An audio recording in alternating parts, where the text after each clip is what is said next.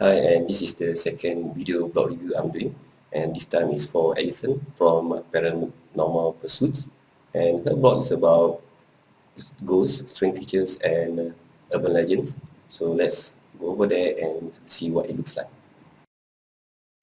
So Alyson's blog is a Paranormal Pursuits, and the blog URL is worldwideweb.paranormalpursuits.net. And the first thing I see, this is a blogger blog, but notice the domain name is been mapped with a custom domain name, which is a nice touch and something that I would recommend that all of you to do if you are using blogging platforms such as this, is to actually go out and get a custom domain name, your own domain name, which will cost you only about $10 a year, and then map it to your blog. So like what we have here, paranormalpursuits.net, is where it's pointing to Alyson's blog. If not, I believe it would have been paranormalpursuits.blogspot.com, So if you would compare these two domain name, I believe that this the one that Alyson's using right now is more professional. Next is a short excerpt, shall I say, over at the sidebar over here. This is where Alyson did a great job of giving a short overview of what this blog is all about. Because, for example, for someone like me who has just landed on this blog and then thinking what this is all about, this short excerpt over here will tell me that it's about ghosts, monsters, strange creatures, and etc. Very nice and simple. So, and at the same time, I also have a poll here, which is relevant to the blog. It asks a question, have you ever seen a ghost? And this is good for getting some kind of attention to the blog and participation. And Alyson also has an About Me section in the sidebar, which is a good thing that you should have to, sometimes something that I feel to do so. Uh, this is where Alyson tells a bit more about who she is and what she does, and maybe this is also a place where you can talk about why you are able to blog about certain topics.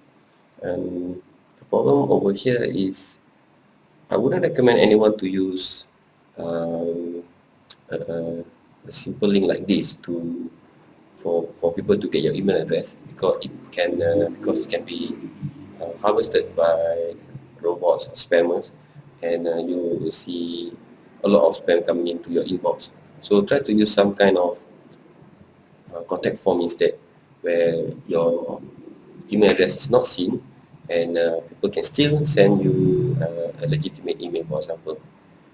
And at the same time, Alyson also have the popular post section in the sidebar, which is a good way to tell people what to look at. I mean, what is popular over at her blog, so I can have a quick read of what I think will be interesting to me. For this blog, which is powered by Blogger, a blogging platform by Google, one of the most popular way to actually show some social proof is the followers of Google Friend Connecting, and this will be great for you to have some kind of social proof that that your blog is actually being led and followed by others. And looking at the blog archive in last year, Alyson has already written about 44 blog posts, which is great. I mean, that comes to about almost one blog post a week. That's nice. And the blog list over here is, I can understand that some people want to kind of link out to other blogs, other their own blogs or other people's blog that they think that they do read, but I find that it's distracting to whoever that visits your blog.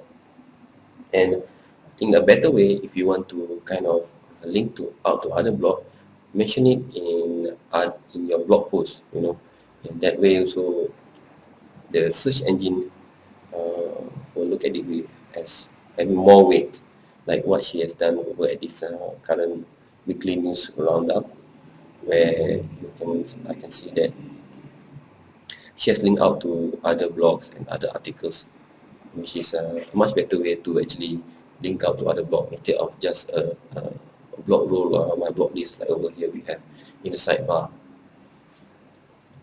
And I always thought that if I want to search for something on a blog, I would expect the search form to be right on top. So what Alyson can do is to actually move this search form on top if she wants to.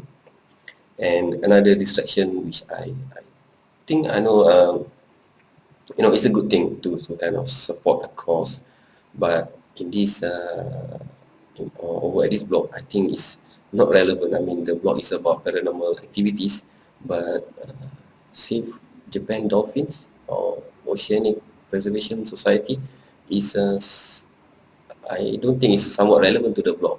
So yeah, I know, understand that you want to kind of do some good, but think again about where you are linking out, because it'll be more of a distraction to your visitors.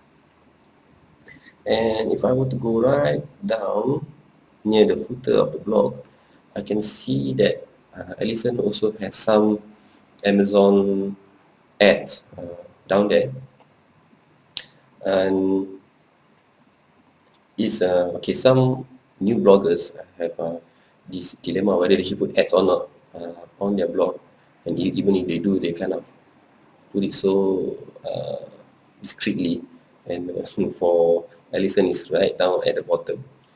So maybe I'm not sure how it's been doing for Alyson, but why not put it more on top? I think there is no problem with any kind of ads you want to put or any kind of offering you want to show to your visitor, as long as it is relevant to your blog. In this case, she has recommended some reading which is about paranormal investigation or any kind of stuff which is like night vision video, something maybe also related to paranormal activities. There shouldn't be a problem if you want to show this kind of ad. As long and as like I mentioned before, as long as it's relevant, there shouldn't be a problem. In fact, maybe your visitors might thank you for it, for telling them about this stuff that's available online. What is wrong is if when you have a blog, some blog like this, but then have an advertisement that shows about shoes or handbags, which is totally irrelevant. That will put people off. It's just like as if you're trying to make money, but you don't care about what you're trying to offer to the visitors. No value. So if it add value to the visitors, then there's no problem with what kind of ads you are going to put there. So maybe she can move the ads more of in between the blog post at the end, and that would be great. So let's take a look at one of the blog posts.